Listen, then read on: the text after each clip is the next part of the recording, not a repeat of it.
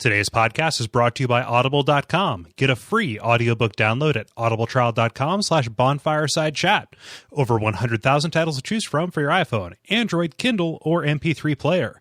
Additionally, there is still time to back the Watch Out for Fireballs live show Kickstarter. Check it out at Duckfeed.tv/Kickstarter. Some of our landings were desperate adventures. We are now prepared to meet the inevitable counterattacks with power and with confidence.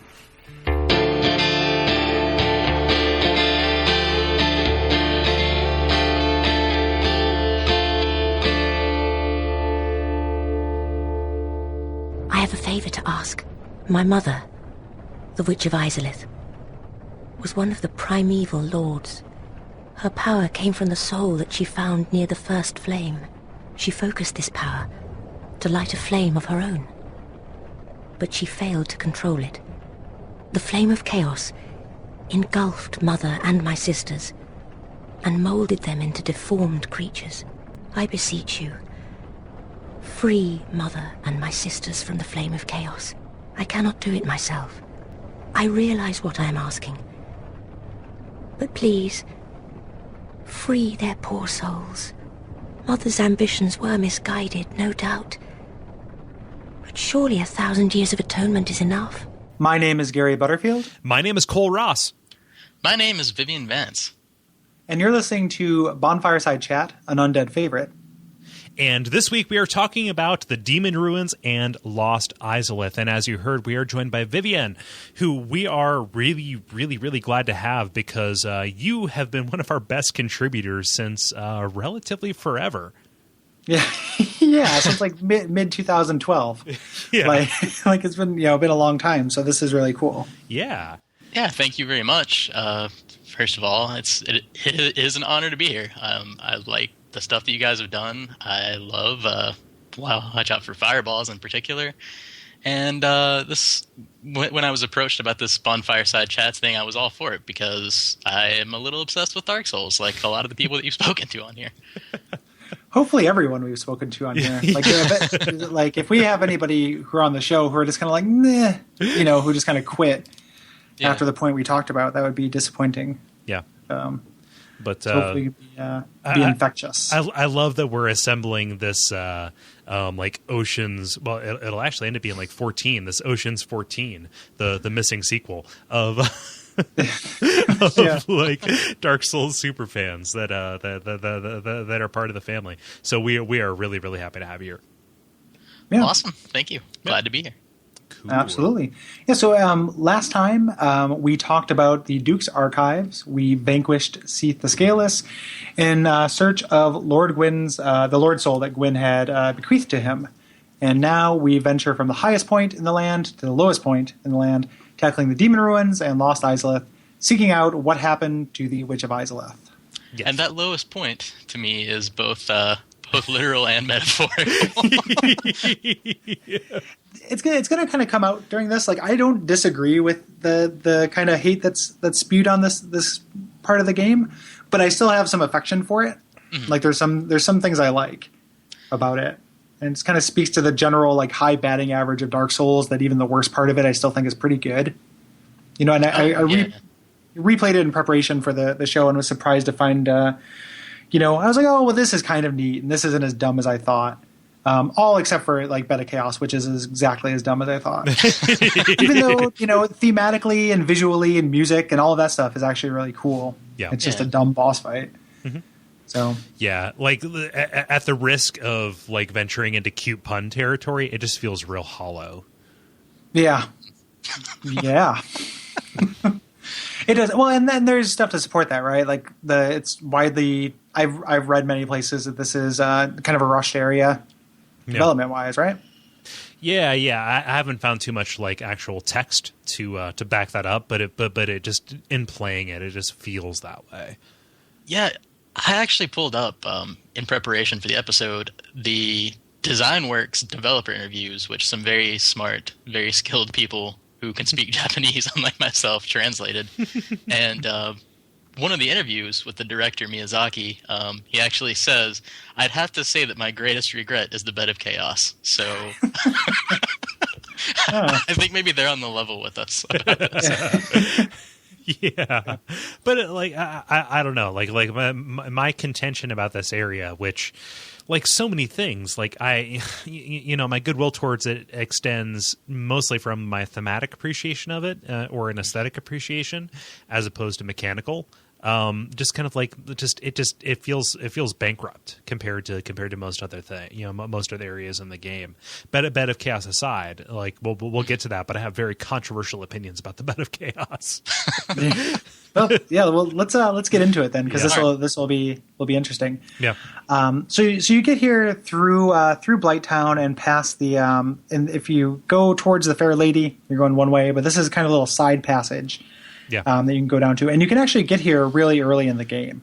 But you're kind of sequence breaking. You'll eventually run up against an orange fog gate, and you run into these kind of like the egg burdened creatures, kind of worshiping in the general direction of Izalith. That big dome that you see with the tree growing out of the top is the city you'll eventually be going to. Mm-hmm. And there's a couple of these that are hostile. Like, I don't know if you guys ever noticed that. Yeah, it's like one or two who will slowly crawl towards you. Yeah, they're not meaningfully hostile in that you can just kind of run around them and ignore them. But it's like a bee in another house. Like it's no longer a problem. But like I always thought that was kind of strange that a couple of them are rather. It seems like it has to be intentional because it's not just an element of egg burdened where they're just not hostile. Like that seems like that could have just been a part of the creature design. But there are a couple of them that attack you. Then when I went through here, the only character I have who's this far in the game but hasn't beat the game yet is my soul level 1 character. So I went back here to kind of explore, and was just like killing egg burdens and seeing if anything happened. And one of them managed to egg me, just in my dicking around, which was frustrating. And I actually found out I was fighting them, and I found out that you were invincible during the animation when your head sprouts. Oh, really? So yeah, that never happened. I went down there fighting the Taurus demons that come next, and one of them swung right through me as I was like. My head was just exploding into this repulsive mass of, You have discovered the next exploitative PvP gimmick here. Holy shit. That's amazing. That would be really awesome. Like, you can just time it. This trick only works once. Yeah. I've seen a lot of... Duck swallowing a stick of dynamite or something. Yeah. I've seen a lot of PvP with people who are egg burdened. It's a cool look. It's an awesome gimmick. I mean, just kind of like, look at me. See, I was under the impression that you could spread the egg to other people when it first happened to me, and then I found out that that's not possible, and I got kind of upset by it. It looks like you can kick those maggots at people. Yeah. Like that'd be an awesome, like, just to be a vector for this thing that spreads throughout the world. But like that would quickly get out of hand, where like it would like being non-egg burden would be the exception rather than the rule. So like being human would barely be worth it, because then you would have to make this trip down to the demon ruins in order to get your vermifuges and whatnot. You just stock up. Well, yeah, like, they're not that expensive. No, and they could kind of make it a pain in the ass, like the Dark Wraith thing. I don't know how many times I've actually ever been grabbed by a Dark Wraith and had my soul sucked out. Yeah. Or you could be a real weirdo and farm those 2-headed snakes. Like, the weirdest drop in the game. The majority of players are like, those what? Yeah, exactly. Those things that I like famously thought were trees instead of snakes. Yeah. That is what I thought for a long time. Yeah. Yep. Oh, man. Yeah, but you get to the first boss of many in the kind of next stretch, like the Ceaseless Discharge. So do we So the Ceaseless Discharge. I was going to say, like, those aren't really bosses; they're just enemies now. Like, we didn't. Yeah, we're not there yet, though. No, we're not. Yeah. This is the first thing you see. Is Ceaseless. It is. Yeah. So a bunch of our responses in the appendix will allude to this, but Ceaseless Discharge. Am I right? How about some penicillin, doctor? Elbow. I need like a cymbal crash. I didn't get ready for that. But yeah, I just wanted to get that out of the way. Has anybody here fought the Ceaseless Discharge fair? Define fair. Not running to the fog gate and attacking his hand so he falls. Okay, I have beaten him in a different way. I wouldn't quite call it fair. if you kind of retreat back about halfway down that tunnel that sort of cuts the area in half that you can use as a shortcut to get back to the door, you know, Right. once you trigger him, he will kind of lunge at you with his arm and just keep sticking it in that tunnel, and it's really easy to just kind of back up or roll away from it and then wail on his arm and keep doing that over and over, and it's almost as trivial as knocking him off the ledge. Like, Right. there's almost no risk in that position, and the first time I fought him, I did that because I had no idea about the ledge thing, and the idea of trying to run him off, that didn't even occur to me because it's such an unusual mechanic and not something that you do in any other boss fight, which will be a pattern in this area as well, I think. Yeah. I've not fought him fair and square. I did the exploit. I think I said in an earlier episode. Like, I stumbled upon it. I didn't know about it. I was just running back because I got to this too early, and was scared of it. Yeah. You know, and trying to find a good place to fight him. You know, so he did his first attack, and like, you know, it covered out a huge part of the screen and almost killed me. And I was like, fuck. And I was running back. And, you know, he did the whole lunge thing. And I thought I was going to attack his hand and he was going to get down and start attacking me. And I was going to have to, like, keep getting him to do it. Like, I was genuinely surprised when he lost his grip. Yeah. There. Which, like, that whole losing his grip thing makes a ton of sense. Like, it is a really awesome touch. My story is the same as yours, Gary, where I got freaked out and I wanted to run to the closest thing that I thought of as safety before I realized there was a fog gate behind me. That's why I stayed in the tunnel. I didn't see the tunnel the first time, and I don't know, that's bad Dark Souls play. Like, I should be more observant. But the first time I played, I didn't even notice the tunnel. Like, I just ran up the stairs and didn't see it on my way back either. Yeah, yeah. But, like, the scale of this guy, like, if you saw, like, his entire body, I think that he is the biggest boss in the game. Oh, yeah. Yeah. And there you can sequence break to skip him, and then go down with the orange chartering and go hang out by his feet. Yeah. Like, he's still there. So it's pretty crazy. Like, he is, you know, a giant. Yeah. Which I was not aware you could sequence break to skip him. I mean, other than running into lava and getting yourself killed. Well, yeah. It's not I guess it's not a sequence break, but it's something that speedrunners do. Like, by kind of manipulating the hit zones on the, like, if you go down to your right, the area where you fight the first Capra, down there, those rocks on your right on the ledge, some of them have kind of weird, you know, boxes of safe zones that kind of extend it into the lava. And if you have enough health, you can roll between them, and if you do it just right, you can get past it without fighting Ceaseless Discharge. And it's like a high-risk speedrunner trick, because, like, if you do it one time, or if you get it right the first time, you'll save time, but if you end up dying, then you lose all the time you would have gained. Right. Yeah, that is one I've never seen. I wonder if that was the mysterious thing that the director alluded to about being able to spare Ceaseless in an interview, and nobody ever could figure out what he was talking about. Yeah. I think that's the only thing I can think of. You know, because like making it sound intentional in this area where the geometry is probably the most least intentionally fucked up in the entire game. Yeah, nice try, Miyazaki. Maybe he discovered it. Yeah, he discovered it afterwards, and he's rewriting. Maybe when you knock Ceaseless off the ledge and he falls into Candyland, where everything is peaceful. Yeah. Look at me, I'm Ceaseless Discharge out in the Plum Town. Yeah. What? Plum Town. Good Ceaseless Discharge impersonation, Cole. Look at me, I'm Gary. I criticize Cole. I can keep doing it, don't worry. I run a junkyard in the 80s. I was the person that the kids in Adventures from Babysitting stole a car from.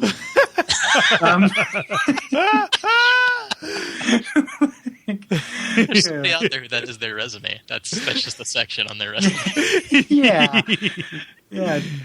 Car-owning hillbilly 3, Adventures in Babysitting. You know, backup deputy, nothing but trouble. Like, just that voice, like. And then they did a character model for Bear Hug Jim or whatever from Super Punch-Out. Like Maple Syrup Canadian guy. I can't remember the guy's name. Don't criticize my voices. Seems like a guy who would have a Ceaseless Discharge. Yeah. But it's true that we don't see his body at any point, so it's possible that he survived. It's true. Yeah. He fades into the ether just like all the other enemies and bosses and whatnot. But it's funny because, like, relative to him, hold up. Is he supposed to be? So you find this is just a weird idea. I don't know if this is true, but right below where Ceaseless Discharge is, you find a corpse that has the Chaos Flame ember. You're right. Like, any thought that maybe like that, if you kill him, like, because he's not supposed to be like that. He was a relatively regular dude who got cursed with this, right? Yeah. He was a son of chaos. Yeah, I wonder if he got he did the and like when you die in the video game Rampage, and you just shrink back into a human form. Oh yeah. Because I always thought it was weird that ember is just sitting around. It's an interesting idea. Yeah, like that's relatively close to where he would canonically die. It's right where he would canonically die, because the video I saw where you go and hang around his feet, that's like right by the Chaos Ember. Yeah. It's also interesting that he's just like chilling there until you disturb his sister's grave. Mm-hmm. Yeah, he's not hostile either. Speaking of things that aren't trying to kill you and that you should feel bad about killing. You are bad and you should feel bad. Yeah. So like he's just like hanging there looking scary. Looking sad. He doesn't look scary. His eyes, like, he looks really heartbreaking. I don't see his eyes. I see his fucking tortured crown. Yeah. I'm gonna pull up a picture of him. I always thought those were kind of like weepy eyes. Yeah. Yeah. So yeah. But it's funny because like, the secret best way to kill him is to not secret. Really, everybody does this. I'm not going to pretend anymore. Is to hit his hand until he falls. But like relative to us, it would be like me falling down like 3 stairs. It's like, oh, that kind of sucks. My ankle hurts, but no big deal, right? Yeah. Yeah. Yeah. Poor baby. But yeah, his lore is real interesting, and insofar as the entire progeny of chaos, lore is interesting. He's the son of chaos, and he's real bitter because his cousins, the Sons of Anarchy, got that TV series. But Praise hell.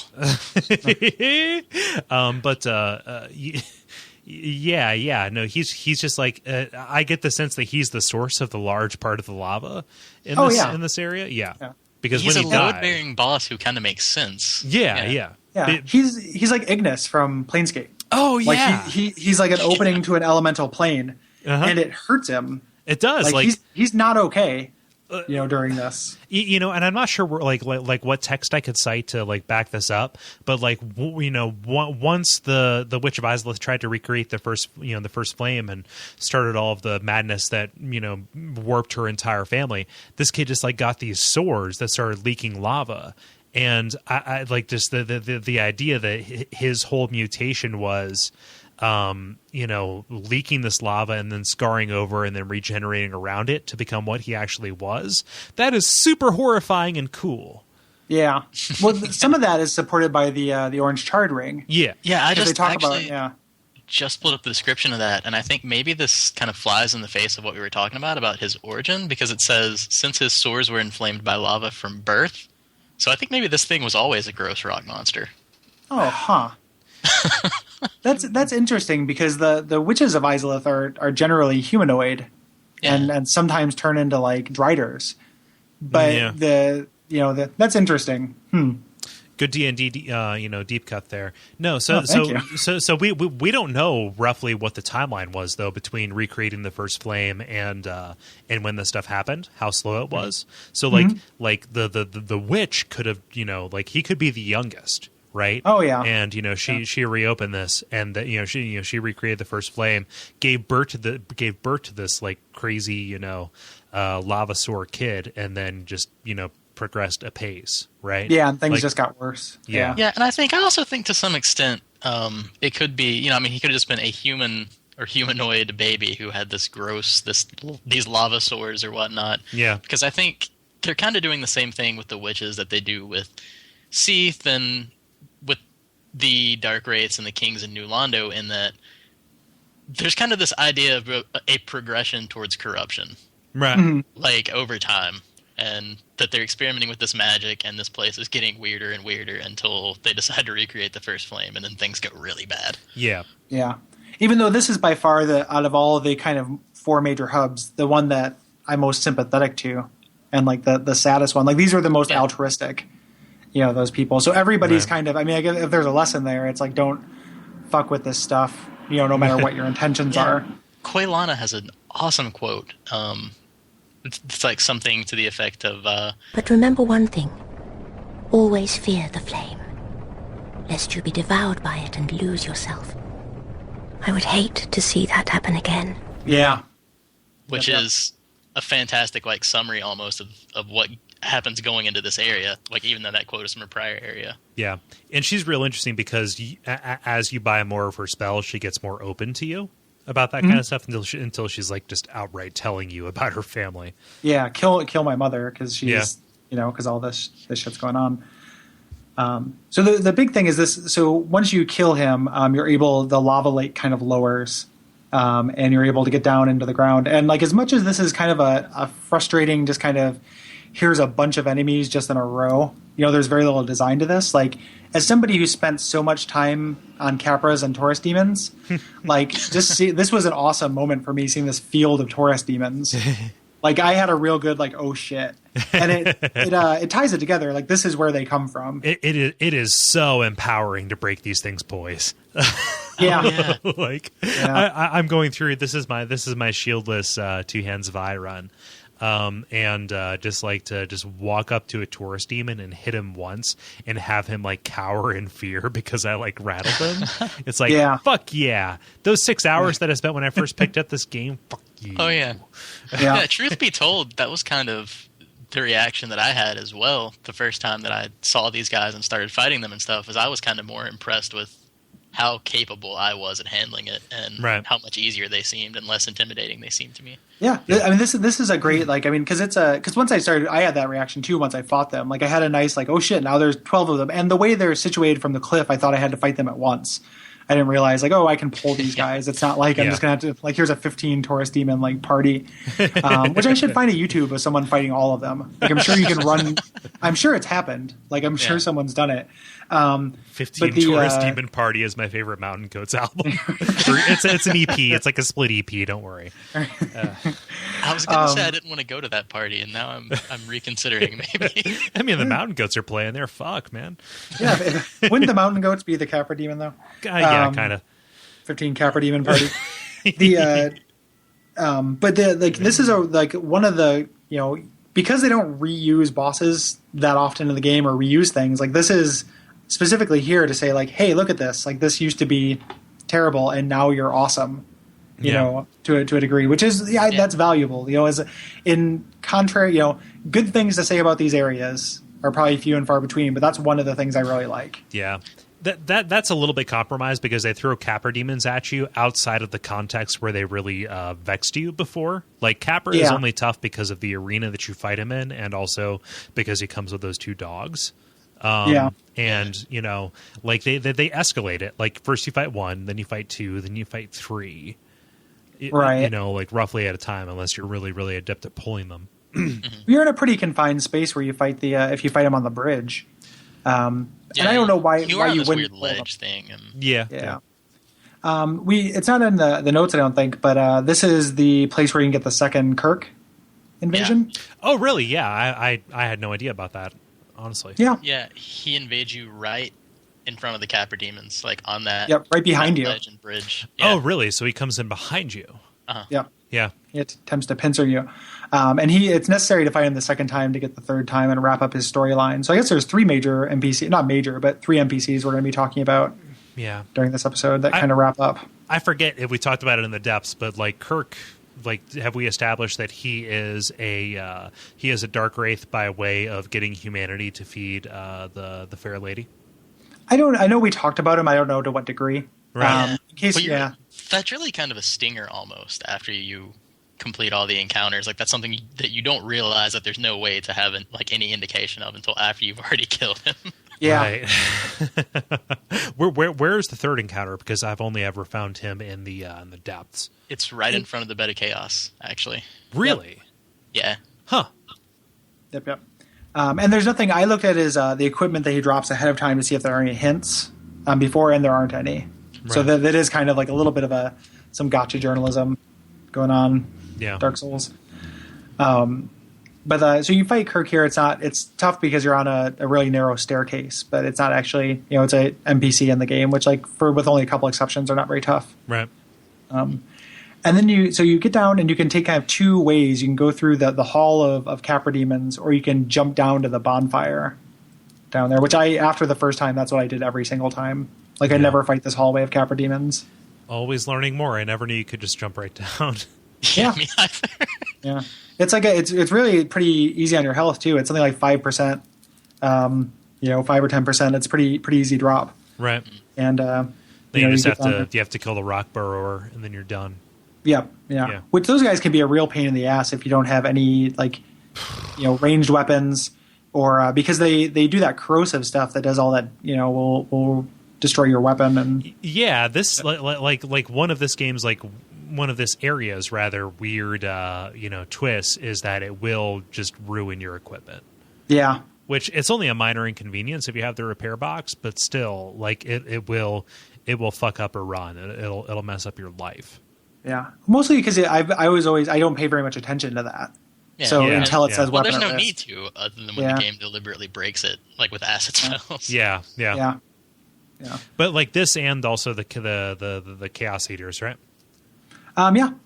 Yep. And just walking through lava when we eventually start doing that. And before this, the only time I'd really worried about it was Gaping Dragon, like his corrosive vomit. So wait, walking through lava is bad for your boots as well? Yeah. It will damage your armor. Yep. So, the more you know. So we either go through the Capras or you go through this rock biter, rockworm thing. And there's a bonfire there, which bonfires are very plentiful here. Yeah, there's a bunch of them, and I'm not sure if that's because of just, hey, this is a shrine to the first flame or whatnot, or if it's just because it is a shrine to the false first flame, and they've managed to manufacture bonfires because of it, or just for gameplay reasons because they realized there's a lot of bosses. Yeah, because it's a boss rush. Yeah. I'd say it is definitely thematically appropriate, given the theme of the area, but. Yeah, I mean, it is, there are a lot of boss fights, and there's a lot of weird, we'll get into the shortcut and stuff in a minute, I guess, but... Yeah. There's a lot of weird stuff going on in the area. Yeah. Before that, so you go down these stairs, there's these dragon statue things. First time you encounter those things, which are pretty, derpy design.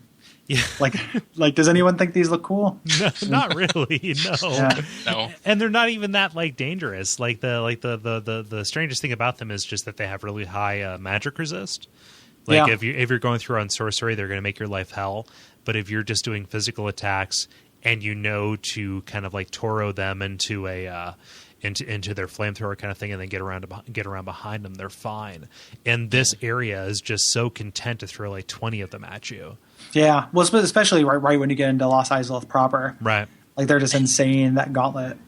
Yeah, and they're so uncool looking. I actually, I kind of feel bad about saying this, given that we were talking about Ceaseless Discharge and making those jokes already, but they feel kind of turd-like to me. Yeah. Yeah.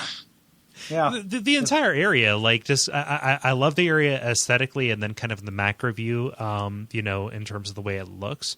But when you get up against those textures, it just the actual textures are not good looking to me. Yeah. This is the least visually appealing area to me in the game, aside from the forest outside of the Crystal Cave. Right. It's also a huge demand on your system. Every time I play here, my frame rate tanks. I can't record this area. With fraps, it does, it tanks my frame rate so much that the game crashes. Yeah. It's not a problem on the Xbox. Go ahead.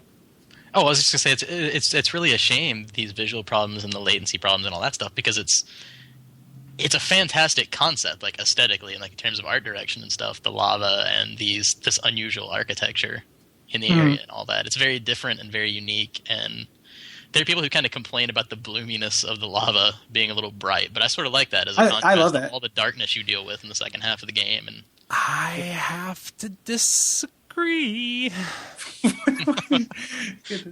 Do you mind if I sing you a question? I'm into. You disagree about what? I'm No. into the lava. Are you not into the lava? I'm into the lava, especially as a construct, which is just kind of oh, this is all impossible, impossible and impassable, and then you can get past it. Just this idea that this is an area so hostilely overrun, in a way that is far more tangible than New Londo and the Abyss and blah blah blah. Just kind of getting around this place seems impossible, but you finally have it. Like visually, it is a real problem for me because crucial, important things that should stick out, and this is more of a Lost Izalith point than a Demon Ruins point at this time. But you wouldn't be able. I have trouble even knowing the geometry of the area, finding the bonfire in Lost Izalith because of the contrast issues, because it underlights your character so much, and just because of it offsets the contrast so much that important things in the distance, give way to unimportant things in the foreground. It actually really, really impedes my visibility in a way that is far more obnoxious than even the Tomb of Giants. I don't think you're wrong. I just kind of like this overwhelming, this idea of just being overwhelmed by this light. Oh yeah, I'm just thematically, I love it. Well, even in play, I'm kind of into it. It's just kind of you're blinded by this, ridiculously bright flame, this close to this kind of source of all that jazz. And it definitely I get through this area I can't separate myself from current me that has it kind of memorized the path to get to that bonfire. Mm-hmm. The first time, I had a problem with it, but I don't remember it being. I also, could explore it at my leisure because I spent, hours killing those fucking bounding demons for no reason with a bow and arrow. Yeah, because I was crazy. So I just kind of explored at my leisure, but that's never really affected me too much. Right. I don't think you're wrong. I think that's probably a thing, but as a kind of a dickhead, almost intentional interface fuck up. And I think there is, pardon my my expression here, but I think maybe the truth is in the middle here a little bit, guys. South Park fallacy. No, I think really it's a fantastic concept that is maybe not perfectly executed in a lot of ways. Yeah. Yeah. I'll buy it. I think in terms of like theme, the lava is much less interesting than the plant overgrowth. Mm-hmm. Mm. But the two commingling is awesome, but I would rather they have gone further with that than the lava. I would have been cool with the plant overgrowth as well. Yeah. But same thing. It's kind of the same thing with the Crystal, with Duke's Archives, where I wanted to just explore this whole corrupted library, and it didn't really happen. Yeah. Mm-hmm. There's sort of a sense that the whole second half of the game was kind of an afterthought after Anne Orlando, that they sort of had to finish up quick or something like that. There's definitely less care. Yeah. In it. And I find in my playthroughs, I still like playing after Anne Orlando, but it's less so. When I start a new guy, I'm excited to figure out how I'm going to tackle the challenges with him for the first half, and the second half it gets a little bit less fun. Yeah.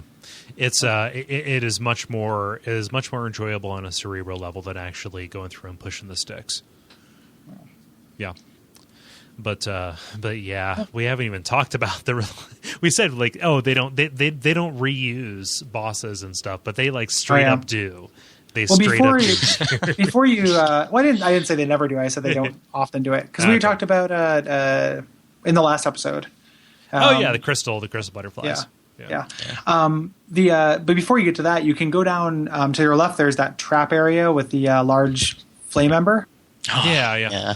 Yeah, you can get that so early in the game. Right. You can get that you can get that right from Firelink, which is kind of amazing. So it's one of those weird, kind of the most powerful weapon you can get early on would probably be that, or the +5, and you can actually get that +5 that Chaos Ember without the ring. It's difficult, but you can definitely do it. It's in kind of iframes.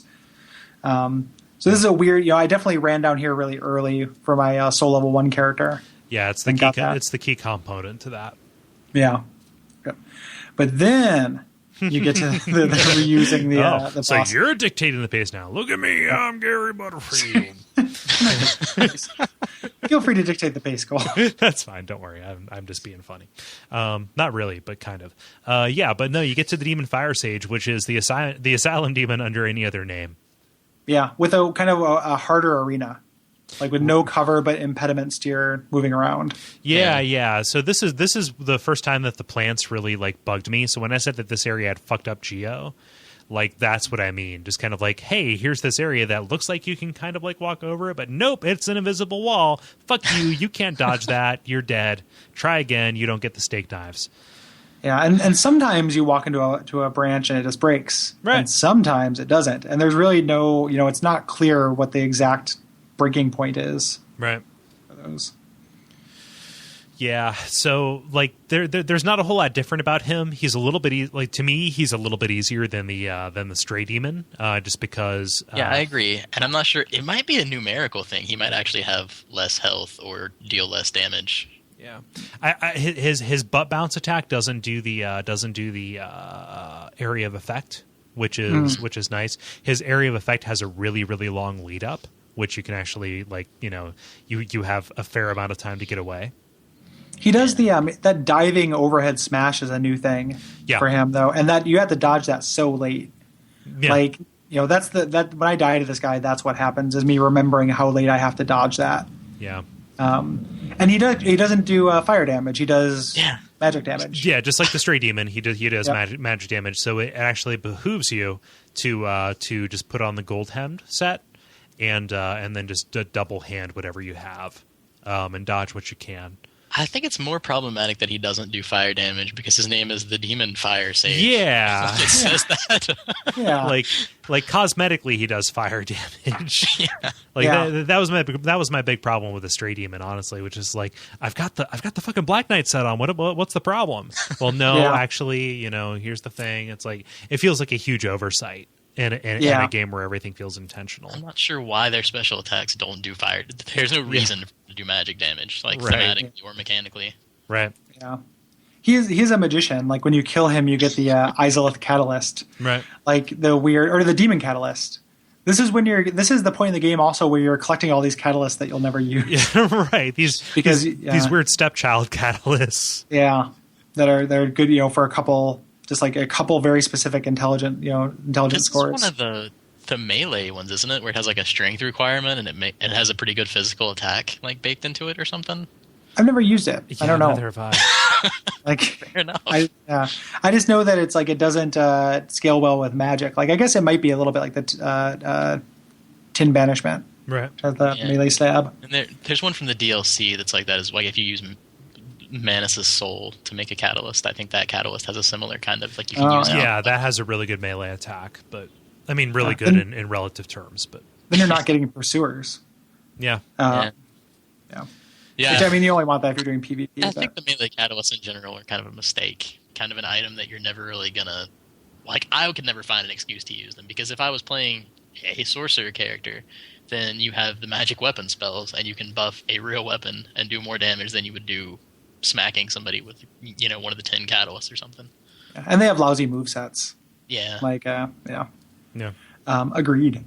If you don't have your fill of bonfires at this point, like after you finish this, you can go up and get to the shortcut back to the Fair Lady and get a bonfire, or go down and go right to the next bonfire. This is definitely the shortest space between bosses. Yeah.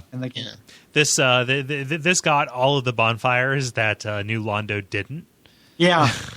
they got their shipment. That they're bogarting the action. Water chips and Fallout. Like this is the vault that got the big shipment. But I mean that's the stairwell area is really bland with just the flamey butt guys. It's dumb. I'm glad that shortcut exists though because I knew that was an elevator, the one that's like right behind, and I kept trying to activate it and couldn't figure out like why it wouldn't go. I did the exact same thing. Trying to get down. I can't find figure a out shortcut back from the bottom of Blight Town because the last thing I wanted to do was go back up. Yep. So here's what I can't figure out. All the other elevators, they kind of like they maintain their state. However, when you get to this elevator at the in the Demon Ruins, it's still at the bottom, even though it's when you last saw it, it was up in Quilog's domain. Yeah. Yeah, so that bugs me a lot, actually, that you don't have to pull a lever to summon it. But it's magic. It's chaos. Yeah, it's chaos magic. They only stopped to consider whether they could, not whether they should. Every time you step on the elevator, it gives the Joker spiel from the Dark Knight. Yeah. Some men just want to watch the world burn, quite literally, in these ruins. Let me draw you a diagram. So you get down, you go down, and you get that second. I was just there. I was like, well, fuck, another fog wall. And if you've been following Solaire's quest up until this point, he has a summon sign before that. Right. And this is one of my I hate this boss fight. Right. I hate Centipede Demon. It might be my least favorite boss fight in the game, including Bed of Chaos. Mm-hmm. I have a really hard time with this, and it's really frustrating for me. So I enjoy having Solaire there, so he can, for the most part, just set himself on fire, which is how he handles this thing. But he distracts him long enough for me to kill him generally. Yeah. So much of this fight depends on getting the Centipede Demon into an advantageous area of the arena, of which there's only one. Right. And you have to go through a lot of lava to get to it. Yeah. And if you can't really get him to follow you, then you just kind of end up rolling back and forth, avoiding his arm until he decides to kill you. Yeah. Or he shoots fireballs sometimes, and it's really I saw it for the first time when I did the Let's Play of it, but he'll throw fireballs at you. Or sometimes he'll pick you up and then gnaw on you for a bit, leave you with half health, and then drop you into the lava to die. Yeah. making your bloodstain irretrievable. Have fun. I hate this boss. I hate how he looks. Yeah. I don't think he looks cool. You can't figure out what he looks like, which is a problem that I had. I don't understand Centipede. I didn't really get Centipede from his picture. Yeah. His appendages are all Centipede. For some reason, I was real surprised when I came back to him here recently, because I fight him and then I immediately forget what he looks like. I think that he actually is a gigantic centipede, like the rock borer demons, or he's the mama from which all of those spawn. But he's he is humanoid, but he has centipede arms. He's like a centipede with centipedes for arms, and then two kind of Tyrannosaurus legs, right? And then a centipede for a tail and a centipede for a face. I like the design in a nameless horror kind of way, he is covered with all these greedy, grasping little armlets, that are feeding you into his various maws. That's horrifying and scary, and I'm not really that scared of spiders, but centipedes, fuck that. If you have a number of legs that is not expressible in base 2, then I have no use for you. You ever run into those centipedes, those centipedes with the day long legs? House centipedes? Yeah. Yeah, no, you you leave those alive because they eat other bugs. Yeah, see, my parents' house was infested with those, and I found them. I figured that out. I did some research because I was curious about what they were, and I was like, "Oh, so these are harmless. These eat other bugs," and it didn't make me any more comfortable having them around. It was kind of weird. No. There's a fragile detente that is that's established. Yeah. If you wander into my area, I'm sorry, I'm going to get out the tissue and then flush you down the toilet. But no, just kind of if you see one up in a corner, you probably shouldn't kill it. I agree, but if we're not killing bugs because they're harmless, so let's establish that that's what we're doing, because most bugs are harmless, right? I just don't want them on me. No, this one's beneficial. You don't want one crawling in your mouth when you're asleep, but or food or anything like that. Yeah, my nose and my in my shoe when I put it on. I don't need any of that. Like I said, fragile detente. Okay. Yeah. If it's in my bathtub, I'm gonna wash you down the drain. Son. Yeah, you're going to go on a wet adventure. You're going to become a wet plant. I used to pay a lot of money to go on water slides before I got terrified of the water. That filthy water. I'm not happy with myself with how often I end up killing bugs, but I don't know, one will be out of the corner of my eye on the wall, and then I will turn back to the computer or turn back to my book, and then if I look up and it's moved, it's there's no reason for me not to think this. I'm just going to, it's the, what is it? Braden mentioned it, those angels from Doctor Who from that episode we haven't seen. Every time I look up, this thing's closer to me. I just can't avoid it. I don't. Yeah. It's just not okay. I feel bad about it, but that's not okay with me. No, I can't blame you. Again, fragile detente. Yeah. Yep. So this guy, he looks like a big idiot. Yeah. And then he also his attacks, it's the same wind up and throw a big arm kind of thing at you, but he his jump up in the air attack where he gets out of your lock-on range and lands, I just tend to not know what the fuck's going on during any of this fight. Yeah. He's always just kind of on me, writhing around like a I don't know, man. Centipede Demon pisses me off. Yeah, no, I don't even bother locking on at this point with him because he makes a game out of breaking it, and just your camera is one of your worst enemies in this. Obviously, your worst enemy is the Centipede Demon. Yeah, and the lava. Oh well, yeah, the lava. But there's this weird twist to it where if you cut his tail off, which this entire game has been training you to do, it becomes a separate enemy which you can kill, and that gives you the orange charred ring, which opens up the rest But it doesn't equip it. Well, so, no. So, like, it doesn't help for the fight, which would be like, yeah. Going into my second point, which is this entire area is designed to, like, make you, like, you're gonna die, and these are multi-stage boss fights. Yeah. Because that's an interesting way to look at it. That's the only realistic way to beat the Bed of Chaos that I've found. Like, I've just, namaste. I've accepted that I'm going to die during the Bed of Chaos 3 times. Once for the left, once for the right, once trying to get the middle, and then you're done. Yeah. So then does that mean that the theme of this area, going along with your notion of giving each area a theme, is From Software is terrible and they're bastards and they want you to suffer? Life is suffering. Yeah. The Demon Ruins Lost Izalith is suffering. Yeah. This guy, I mean, there's not too much to say. He's not like about something other than fucking up your camera everything. I like his intro cutscene. Just me too. How he seems to like come aglow with life at the idea of prey, and just he comes unsettled from the ceiling, which you couldn't distinguish him from before.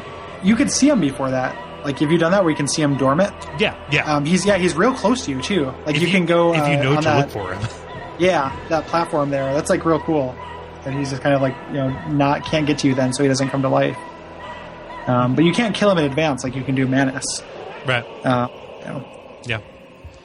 But this gives you the best, your last entrance into Lost Izalith, and also your potentially your last look at the Solaire quest line. Am I the only person who had a hard time finding that door into Lost Izalith? Well, there's a thing that obviously looks like a door that is immediately opposite your entrance into this area, and then there is this weird geometric fold in the left wall. Yeah, that is indistinguishable from most angles except for straight on. That thing frustrates me. Yeah, you're about to go into it. I cut you off. What is the So this is one way into Lost Izalith. What's the other, Cole? Well, it's complicated, Gary. The other way is to join the Chaos Servant Covenant, feed the Fair Lady 30 humanity, and have her open up the shortcut that goes from right before the Demon Fire Sage into the belly of Lost Izalith proper. So you skip most of the lava lake, and you kind of like get right into the city with all the Chaos Eaters and the demonic statues. There's a lot of lore significance to this and things that can happen. So let's talk about the canonical way that this can shake out, and then let's go into the exception. Do you agree that is the proper way to go for it? Yep, but if we're going into Lost Izalith from the exit from the Centipede Demon, this happens a little bit later. Mm-hmm. But since it's technically in the Demon Ruins, we'll talk about it now. Right. So you kind of go in and you find a bonfire, and Solaire is sitting there, and he is despondent. I forget what his actual dialogue is, but it is, Why? After all this searching, I still cannot find it. And this is his lowest point, not only, physically and geographically, but also emotionally. And it is most likely the last time that you're going to talk to him. He has been seeking out his own personal son, and logically he went as far underground as possible to do that. Well, he tried the highest point. Well, yeah.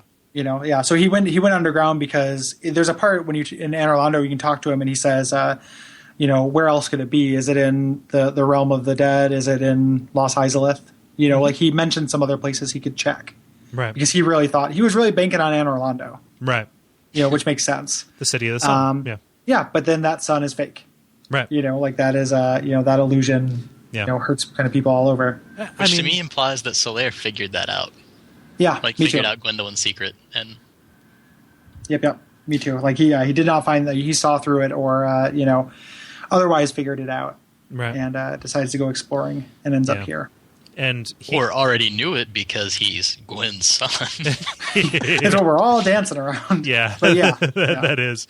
And his last hope was also Gwen's Pantheon's last hope, which was this fake first flame that the bed of chaos that the Witch of Izalith tried to manufacture, right? Mm-hmm. Yeah. So he wants the sun, and you can come upon him the canonical way from the city of Lost Izalith, and you find him, and he is surrounded by these little chaos bug things. Yeah. And he's wearing one of them, like as a helmet, which is bright, and kind of talks about... my very own son. I am the sun. I've done it. Because this thing that you wear as a helmet, like apparently, burrows into your brain or what have you and drives you crazy. It's a brain slug from Futurama. Yeah. And it's and then you have to fight him, and it's like the most heartbreaking, because Sigmire, who we'll talk about in a little bit, also has a really heartbreaking story, but you never have to fight Sigmire. Right. Like, you're forced to put this guy down, and he's the first friendly face you see in the game. Mm-hmm. He's been helping you through this whole thing. If you've been summoning him, like, I don't know. It's like really like pretty heartbreaking that you have to do this. Yeah, and he's so obviously delusional, and he found a false sun, but it's weird because he seems vaguely happy with it, right? And knowing the alternative, like, I feel that this is the canonical end for him. I feel that it's the more merciful thing to do is let him have this happen. I would agree that it is the canonical end and disagree that it is better off. Okay. That he's better off that way. So go into it. Okay, so do you want me to actually explain the alternative, or? Yeah, we're all off on spoilers. So yeah. Okay, great. So the alternative to this, to putting Solaire down, is if you are a member of the Chaos Servant Covenant and turn in 30 humanity or more to the Fair Lady, reaching I think it's like the second rank or third rank. Mm-hmm. Yeah. She'll open the shortcut door after the Demon Fire Sage and before the Centipede Demon that kind of allows you to bypass the majority of Lost Izalith. Right. Mm-hmm.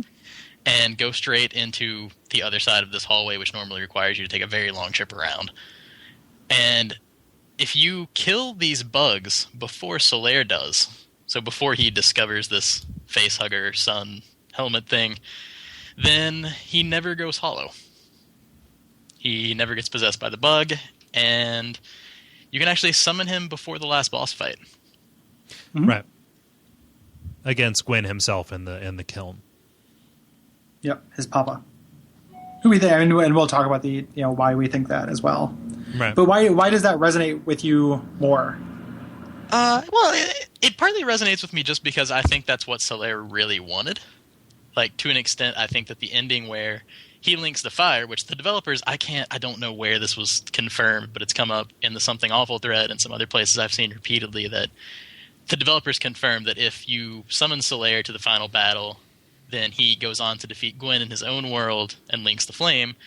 And that resonates with me because I think, to an extent, that is exactly what he's been looking for. He kind of becomes the sun if he becomes the first flame and is consumed by it, and fulfills what I would imagine, whether he's Gwyn's son or not, his purpose to be, and the larger purpose of the Sun Bros, which is to keep the Age of Fire alive and keep the bonfires alive.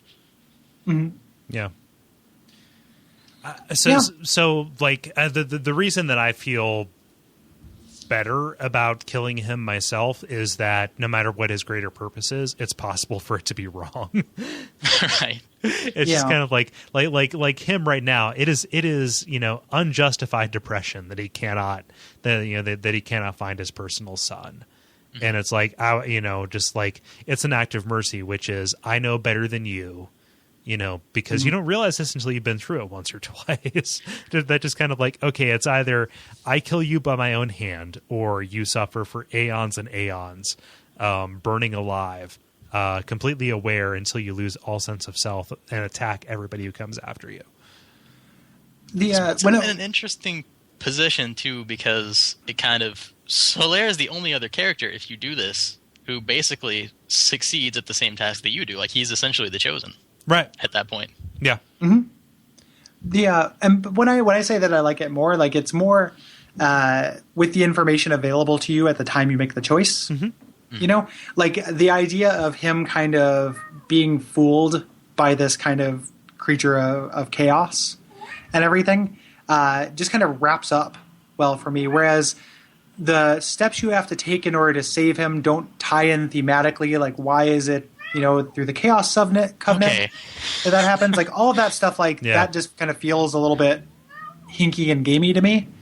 So, like, as a narrative arc of him, like, searching, and just, no happy endings in Dark Souls, him kind of searching for the sun, finding what he considers to be a proximity, or approximation of it, and then being kind of, in the end, kind of losing, just kind of that just makes it's a wrap, like a nicer package to me. Yeah. I don't think that you're wrong. Like, I would agree. If it definitely feels like thematically appropriate either way. I'm more satisfied by the one that is much more depressing. So I also have a theory, and this is not. This is kind of in that realm of idle speculation that we so love as fans of this game. Oh yeah.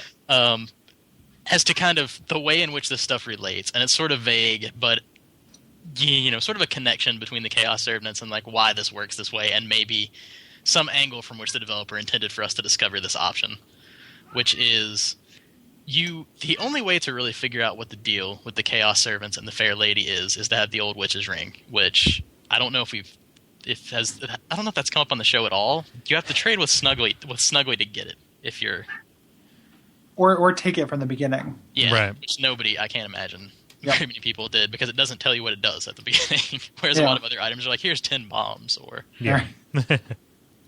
So, assuming you make that trade, I don't remember what it is. What is it you trade for? You trade the Sunlight Maggot, so it's this weird catch-22. So it's almost impossible on your first playthrough to have that. But once you obtain that and kind of figure out what the deal with the Chaos Servants is, you get the impression that the Fair Lady is this extremely pitiable creature that you would want to aid if you were a sympathetic person, that you would want to, or put out of her misery if we're, going with that Solaire angle. Right. And I think maybe that is sort of thematically what they were going for, is that a true sun bro would be willing to help her out, even if it meant, breaching their covenant and basically right. So in the act of helping her out because you figured out that it's a good thing to do, you also incidentally open up this shortcut that allows you to save Solaire. Yeah, it's sort of the proof that your character is someone who, instead of just seeing her at first and going, holy shit, this is a monster, and killing her for her Firekeeper soul, or because she looks like Quelaag and you're afraid she's going to attack you, kind of putting this level of faith in somebody else in the game world and being willing to spare someone kind of proves that you have taken Solaire's philosophy, or the Sunbro philosophy, to heart, I guess. Right.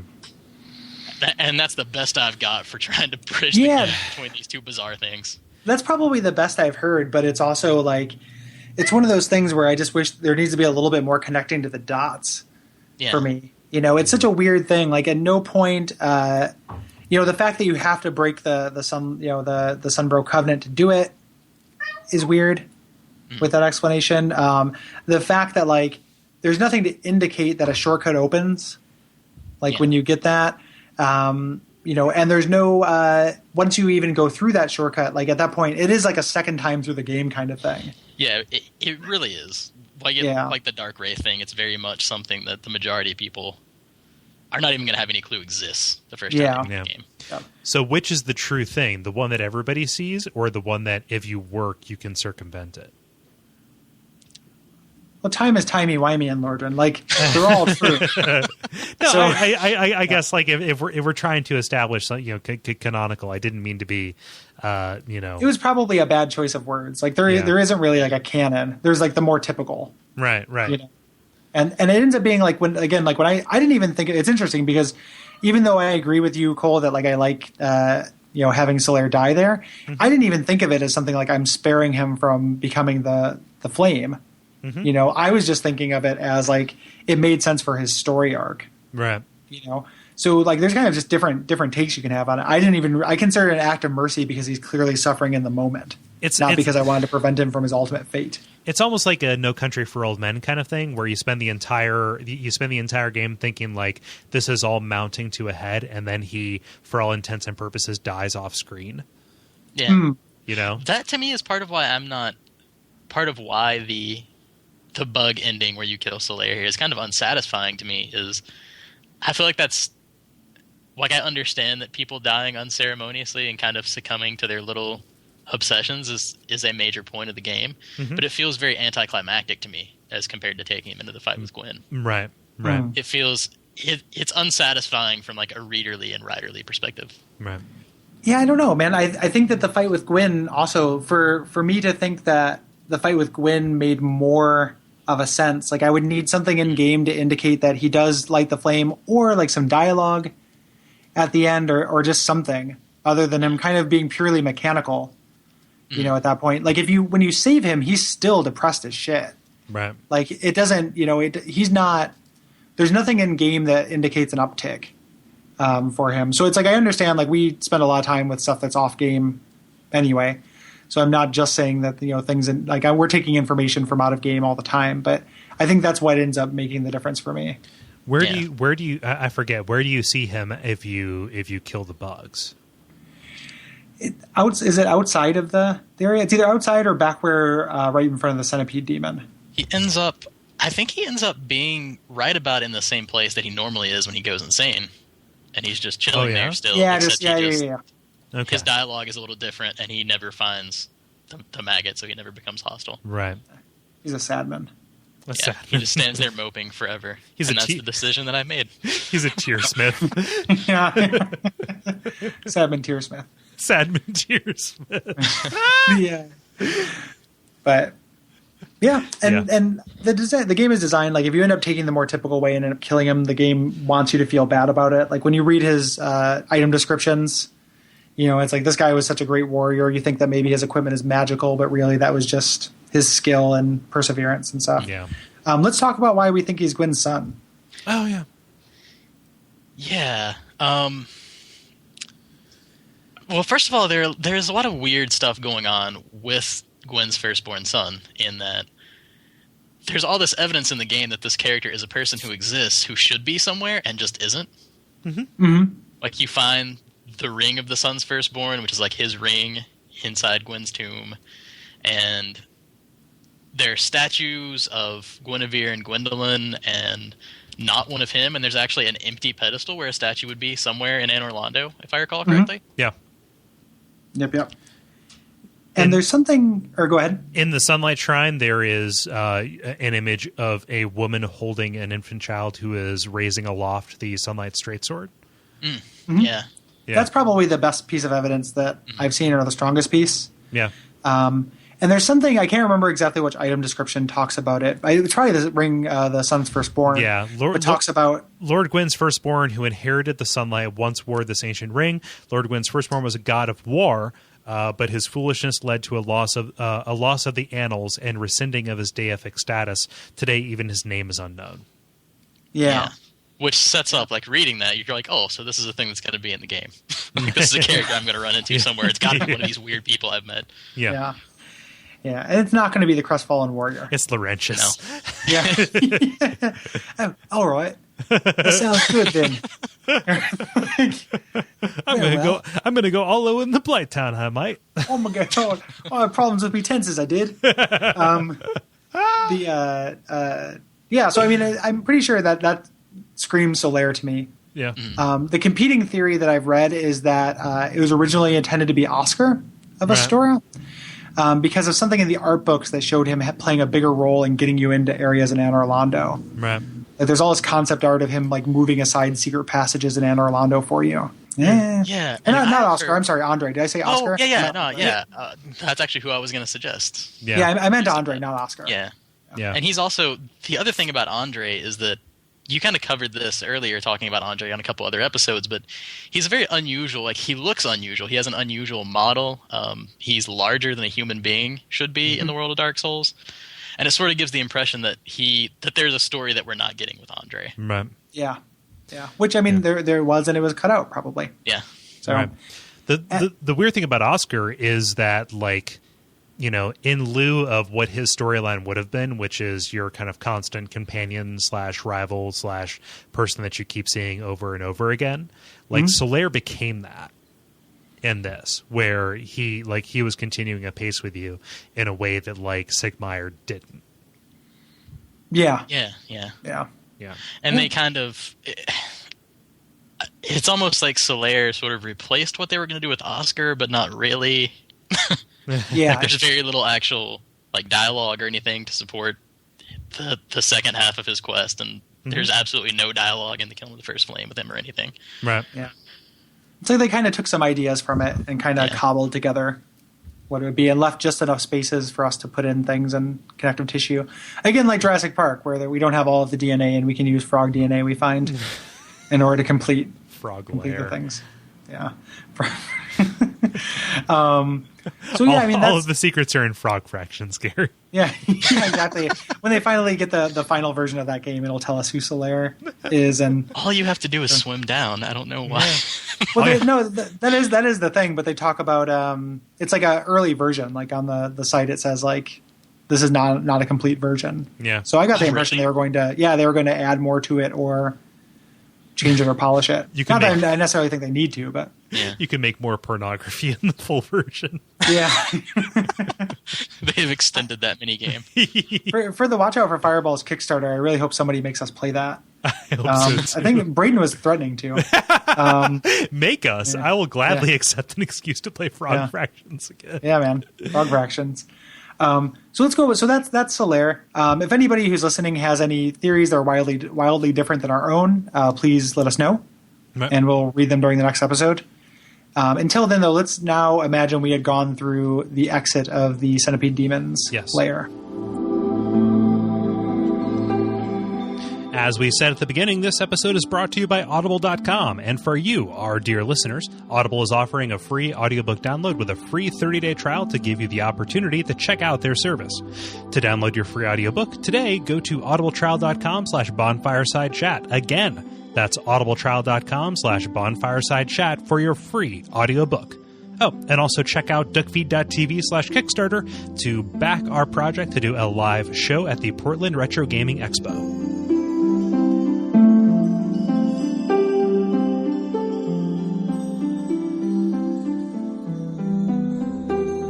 Well, it's interesting that you asked that, Gary, because if you do go through door number 1, you end up in Lost Izalith, not proper, but the outskirts. The outskirts being a gigantic lake of lava.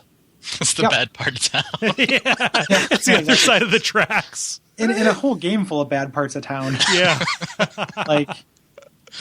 So there's not a single town in this game I'd want to live in. That just occurred to me. The entire game is just towns, and they're all terrible. Some of those places that were far off in the distance in Anne Orlando didn't look half bad, but there's probably some doors there. There's a couple weird doors to areas in the Undead Burg where nobody could no hollows could get up there. You can get in there and clear yourself out a nice little living. So this is one of those weird kind of places where I feel like I need to make this statement. Like, not every area in this game feels like it was livable or traversable or part of a society, but it was more, transparently so before. This doesn't feel like it was anything except a video game lava level to me. Like Demon Ruins and this. Like Lost Izalith proper feels like this weird temple, but it feels like a temple in the same way that like a Zelda dungeon would be a temple. Oh, you mean you're not just talking about the lava outskirts? Right. Like I can't imagine any of this being a place. So the idea is that this was a city that was that was filled with the followers of the Witch of Izalith, right? Mm-hmm. Right. Yeah.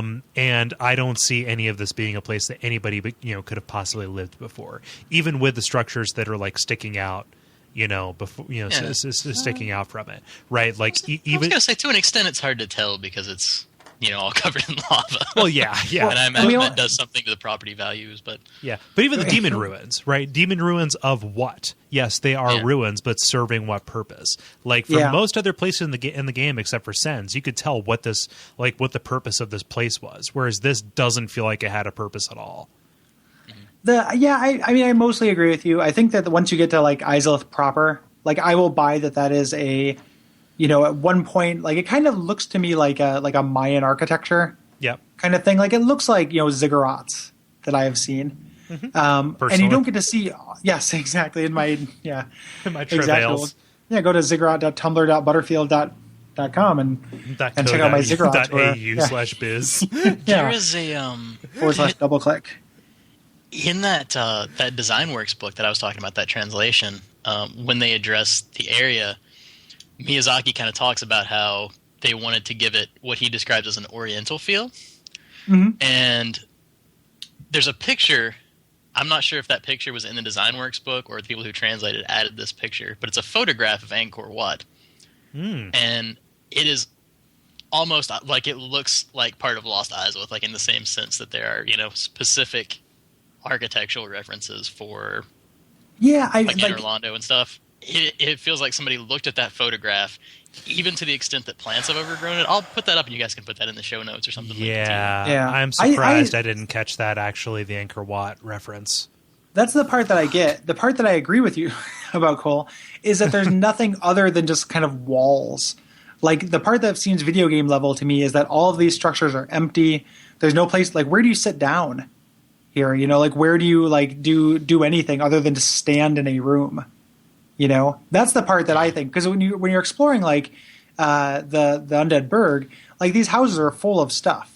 And then the game gets less, if you look at an apartment in the Undead Burg, it looks like an apartment. And then the game gets to Sen's Fortress, where it's just copy-paste statues. And you get to the Duke's Archives, where it's like just mountains and mountains of astrolabes. Like, this one, there's nothing. And that's the part where it doesn't feel livable to me, even though, like, how I kind of justified that in my head is that we're not seeing all of it, and this is just not the residential area of it. Like, this is a temple. We don't know exactly what was in where the Bed of Chaos was. Essentially that's probably the epicenter of religious focus here, since that's where they did the ritual. It was her lab, yeah. Yeah. So I don't know. I think that it looks a lot like kind of like a ziggurat or like that to me. That's one of the things I can say that's kind of I think is kind of strong about this area. Is I kind of like, and it doesn't look like anywhere else in the game. Like, it doesn't have an analog here or in Demon Souls. Yeah. So I'll give it credit for that. And that's something I really well. enjoy, because I feel like fantasy games, oftentimes, you either get like pre-Renaissance Europe or feudal Japan, and those are the two aesthetics you're allowed to have in your fantasy RPG, and that's it. Don't forget Steam Cyber. Yeah. Either or. Punk's both Steam and Cyber. Yeah. But the world is like full of these fascinating people with unique architecture, and none of that ends up showing up in games 90% of the time. Yeah. But like we can agree that the geometry of this is frightful, right? Like, you can't get a good look at the skybox if it is a skybox. This is a massive, gigantic area where what you're looking up at could ostensibly be the sky, but you're in this cavern where, like, that sphere that you can see from the outside, just like it's really, really hard, at least for me personally, to wrap my head around like what's going on aside from like what's right in front of me. Yeah, or even if it exists anymore in like logical space, like given the theme of the area and the whole chaos thing, and even what you can see is really bland and boring. Like, where I think architecturally and everything this makes sense, and once you get into Izalith proper, I kind of like it. This area, this lead up area with the two kind of temple towers and just the area outside the wall, like, this just seems haphazard to me.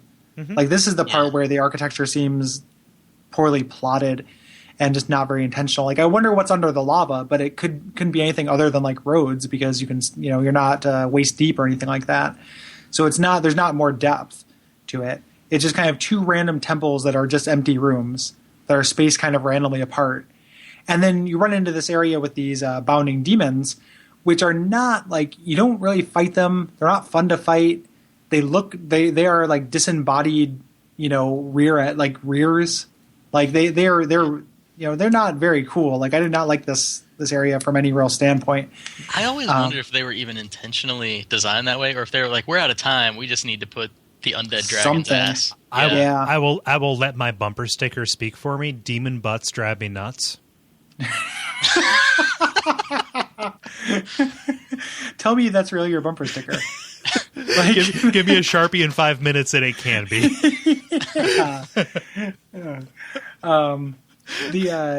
And I guess like in the early like pre-patch, these things were incredibly aggressive, and getting past this front area was like a crazy gauntlet. Oh, it was a fucking nightmare. They were dragoons, honestly. Yeah. That's my understanding. But it's the same way anything that jumps really high in this game, because of the kind of lock-on feature and because of your awareness of where you're at, things that jump up in the air are not. It's really difficult to see where they're at in relation to yourself while moving forward because of how the camera is. So that's a bad decision, I think. So the way that I have always killed these guys, and I don't know, I've actually not seen a lot of people mention this before, I guess because a lot of people either skip them or take the shortcut or try their best to avoid coming here at all, is they're one of the few enemies in the game that deals damage to each other. Right. Yeah. Yep. And you can, like, if you get yourself in a position, like if you go inside of one of these small, like little hut-like areas, or if you're like on top of the ramp where you're too high for them to get, and they kind of get to you and are trying to jump at you and are jumping in place, they'll stomp on each other and kill each other, and then you end up having like one of them that has half life left. Yeah. That's exactly the first time I went through here. I killed all of them with a bow and arrow and got them to come up to me and then kill each other, because I thought I couldn't accept that there was just nothing out there. Like I thought for sure there would be some kind of cool shit if I walked to the edge of this lava, like there'd be like stairs that went down or something neat. And there's nothing. There's some soul items. There's like not even any treasure. It's all souls. Yeah, there's some soul items and maybe a humanity. Right. Yeah. It's a big field of garbage. Like it is, it's a terrible reward for exploration, like where there's just nothing there. It looks like there has to be something. There's not. There's a bonfire hidden down here. Well, yeah. Yeah. I was exploring from there. You're right, though. Like, so if you do, and this is a really handy bonfire if you're not taking the shortcut. I think there are a lot of people that don't actually know this exists, too. Yeah, there's a lot about this area that people don't know exist. Like I didn't know about the shortcut from Quelags to demons until like very, very recently. Like I wasn't as intuitive as Gary in noticing that it was an elevator when I was first there. Like so, I ended up going the long way around a bunch of times.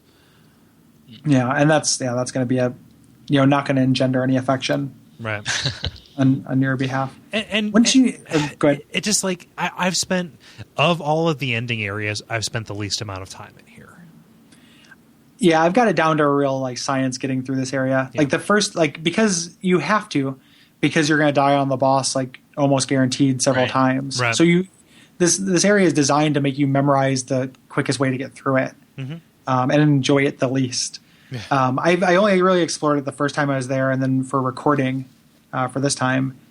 So the other thing, it's just that copy. Like I've read this as applied to here, but just that kind of copy paste enemy thing. Like there's really nothing to those dragon butts. There's really nothing. There's not an idea to those encounters. And when you get into the city proper, which I kind of like, you're walking through these like root systems to bypass the city wall. Right. Like that's pretty cool. But then when you get down there and there are all those little like flamey dragon statues, there's no design to them. There's just like here's 24 of them. Yeah. Like, can you handle 24 really easy things? It's not like you're going to fall for the trick of thinking they're statues at this point after killing. Even though the statue ones do breathe already. and hover, which I think is cool. Yeah, that is neat. And that kind of, like the first time you notice that, it's kind of like a reversal of that idea. It's like, I expect all these to come to life. Why isn't this one moving? There's something. It's like wrong if you got to the end of Pokemon and the challenge was to fight like 20 Rattatas in a row, like one at a time. It's like this is easy but boring. Except I would have really, really liked that. If Rattatas came back. out, not again. Yeah, Zubac's back. Back again. He brought friends. He brought friends. Why can't rap be more like that? Come on, guys. Let's make some children's rap about Pokemon. There is the poker rap, Gary. Yeah, that is. Yeah. That is a thing that exists. That is extant. So. Yeah. It's just naming enemies. Like it's just there's no rap to it. It's just here are some words. You qualify Pokemon as your enemies. That's kind of upsetting. I guess that is. You know what? Enemies are just friends I haven't beat into submission yet. Yeah, I haven't trained to fight for my. Well, Pokemon are weird, right? Because there's so many of them that are clearly sentient and human. Like having a Mr. Mime is really strange to me. Yeah, like Jinx is just owning slaves. Yeah. Jinx is essentially just like your own personal like Pokeball minstrel show, and then Mr. Mime is just like as if I just took you, Cole Ross, and like hid you in a cage and made you fight for my own amusement. I imagine like that just ends up with him just like, he can't talk because he's a mime, but if it's a real I have no mouth situation. Like I am a mime, but I must scream. People of that profession have been mistaken for Pokemon in this world. And can't communicate their dissatisfaction. Yeah, which was sad. But this area with the dragon statues, I hate this run up here, and you can get kind of past it like weaving and dodging eventually. Yeah, but it's real dumb. Like the final run up, I just don't kill anything. Yeah, I oftentimes don't either. Like the first time I go through, like I said, the first time I went through, I did stuff, and I'll do Sigmire stuff. But these Chaos Eaters are one of my favorite enemies in the game. So that's here. By design, they are as Lovecraftian as can be. They're elder things. Yeah. Oh yeah. Like they're essentially it's at the Mountains of Madness and this shit. Yeah. And they make that like noise when you walk by them. Yeah. They're big conical like mouths of ringed that like they're walking Sarlacc pits. Yeah, kind of got a vacuum cleaner vibe going with those little sucker things on the bottom. with the accordion legs. Yeah. God, these things are great. Like I love these things. Yeah. Like I can forgive them for like destroying all of my equipment. Yeah, I would forgive them too. Yeah. I want one like a tiny one as a familiar. Well, you have a Solaire statue. Why hasn't somebody made a Chaos Eater plushie? Oh, because there are only 5 of them in the fucking game. Yeah, and it would be. I mean, I want them to make it. I'd buy it. Yeah, that's what they need to add to Dark Souls 2. Now that you mentioned this pet thing, they're going to be charging people $5 a piece for cosmetic pets. And like you get codes for them at BlizzCon, which is real weird. Yeah. Yeah. There's all these Dark Souls. I got my little Siegemire. My little siege. I would buy all those things. I probably wouldn't do the virtual pets, but if they were actual like little stuffed animals, like I would love a stuffed Siegmeyer. Like I find myself doing Google searches for Dark Souls merch, like just to see, and nothing ever shows up. Like all that I have is the poster that you, Gary, got me, and then the wall scroll that Dennis got me. It's like that is the only physical evidence that people will find. When I unceremoniously die in this apartment. It's like, oh, he must really like Dark Souls. Well, no, actually not. There were just 2 posters. Okay, let's like really up. liked it. Yeah, he did. So this area is there's kind of like 3 major encounters here that happen. You run into the only non-mutated or the second non-mutated Daughter of Chaos here. Right. Who is dressed in the gold hen robes and does chaos pyromancy like a motherfucker. Yeah. Yep, and she's protecting her mother / bed of chaos. And the real hard thing is that if you get up here human, this is also where Kirk invades, and you can fight both of them at the same time pretty easily. They kind of team up, and neither of them is especially difficult, but it's definitely an extra wrinkle to fighting her if you have Kirk invading at the same time. Yeah. Right. At the same time and stuff, yeah. So you get your next catalyst, your Izalith catalyst that you don't want at this point, and then Kirk. So we talked about him, but this is where you kill him, and this is what triggers his armor to appear outside of the Fair Lady, right? And you kind of see that relationship underlined.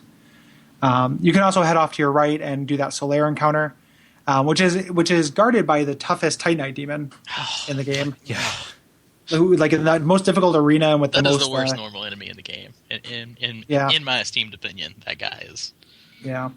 He respawns, so if you need Titanite, Demon Titanite, this is your source. This is the place to farm. Yeah. Yeah.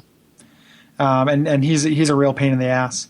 And if you're coming from the shortcut bonfire back to the boss fight, which is a thing I have done a great many times, he is between you and the boss fight every time, and you kind of get into a habit of running away from him. Yeah. I just thought about it. That's probably why he respawns, is to make that run up, not trivial. But you really just run by him. I mean, like I just ignore him. Yeah. And then when you go do that Solaire business we were talking about, you want to pick up a sunlight maggot for the next area that we're going to. Because despite the fact that you've seen what they do, you're still going to wear one for a couple hours. You're still going to voluntarily put one on your head. Yeah. Yep. But the big thing here is this area to the left, this kind of temple to the left, and they're wrapping up the Sigmire quest line. Yeah. You're going over there because you see a glowing white soul item. I'll figure out grab that. Oh shit! The floor broke. I am in a hopeless situation. Yep. So you fall down. This area kind of has it's an area with these kind of pools down at the bottom, and there's a lip around it. And if you've been following Sigmire's quest line, he is standing outside the top of it now. And this is also like one of these like really narratively satisfying things to me, like this idea that, you know, there's been hints of it up at this point, but this is the first point in which it kind of underlines like the kind of disservice you've been doing to Sigmire by helping him. Right. You know, there's a line earlier, I think in Anne Orlando, where he says something like, I'm beginning to get tired of thanking you, or something like that. Like he says something to the effect earlier on. Yeah. But when you run up to him, you're over this pit of these Chaos Eater things, and he immediately just says, okay, I've got a plan. You escape while I take these things on, and before you can stop him, he will jump down there. Right. And start fighting these things. Because he's trying to do that. Like, this is Sigmire, and he lives for adventure, and this is what he wants to do. Yeah. And you just keep going around like stealing it from him constantly. That's kind of a funny expansion to that, an anecdote. The first time I got to this area, I didn't notice him. So I just kind of dove in there and fought those things because I was like, I don't know, I guess I was kind of overconfident or whatever. So I jump in there and I fight them, and I beat them because they're really not all that difficult at this point in the game. And so I go back up, and they're already dead, and I see him, and I speak to him, and he does this whole spiel, and he's kind of despondent, like, oh. Yeah. It turns out you already escaped. So that's funny. Both instances that I've gotten to this particular point, the first time, I was like, okay, go ahead, do that, and then he died, which, again, feels like the merciful end to him. I'm beginning to feel a little bit weird about my ethics in this, but that's better than him going hollow and his daughter having to kill him. It reduces the amount of suffering, like in a general utilitarian sense. I can justify this all day long, but I will move along. And it is also more merciful than him living and realizing he's just not cut out to be an adventurer. Yeah, kind of, yeah. Well, that's what makes him go hollow, right? It's him realizing he's ineffectual. Actually, his quest is really unusual in that he only goes hollow, and you only get the wrap up at the big tree. Oh God, I forget what that. Great Hollow. Yeah, big tree. You only get the big wrap up in the Great Hollow. Yeah. If you save him from the demons, but let his health get low first. Oh, really? It's like a weird window. If his health is too full, or if you kill them before you speak to him, he just kind of wanders off. Like, he gives you his ring and decides that adventuring isn't for him, and like hangs up his hat, and he's done. Oh, that's funny. And you never see him again. Yeah, it's a real specific window too. I think it's like he has to have less than 50% health for him to give up. Mm-hmm. If he has more than 50% health, then that's when he goes hollow. Right. Yeah. No, that's what I was saying. I think that's backwards. No, you're right. You're right. Opposite. He gives up if he doesn't take any damage. And Yep. He goes hollow. He ends up going hollow. I don't know if he continues his adventure into the Great Hollow or what. Yeah, he does. His daughter says that's where he went off on his next great adventure. Yeah. And then when you head down here and you actually get that really difficult. Like, this is probably the most difficult quest to follow. Yeah, there are a lot of moving parts to it. Yeah. Because you do get a Titanite slab if you do it right, and those are in very short supply, especially if you don't have the DLC. Yep. And the idea of just kind of continuously robbing this guy of his dignity is really sad. So the second time that I did this, I'm not sure how this pans out, but I'm pretty sure I fucked myself. I jumped down and was like, okay, we're going to do this together, buddy. I'm going to steal your glory, but, I'm going to do this. Yeah. I ended up dying because I forgot to equip the rusted iron ring. Oh, yeah. Yeah, I couldn't dodge. So I died, and I can only assume that he died as well. So I have yet to see the conclusion to his quest line in person. It's the trickiest. It's the trickiest trigger to get right. And I've seen even knowing how to do it, it's difficult to do. Yeah, and I've watched it on YouTube, and I feel I can appreciate it that way. But yeah. Yeah. You also get the large red Titanite, or the red Titanite slab. Yeah. Yeah. Down here. So this is a reason to go here, even if you're not following the quest line. Like if you're doing a fire or chaos weapon, you want that bad boy. Yeah. Yeah. Then are we on to this thing? At long last, what everybody's been waiting for. My favorite message outside, the orange soapstone message outside, is weakness chance. Is my favorite for this one. The bed of chaos. I've seen a lot of just the random like despair and things like that people leave like the one word messages sitting in front of them. Yeah. Yep. So I like going down this little fun slide that worshippers had to go down every time they went here. What was it? The Simpsons Treehouse of Horror episode where Burns was Dracula? and they voluntarily again. And the initial, like when you get down here, like before you realize that this is a trick, the bombast of how this looks and the music.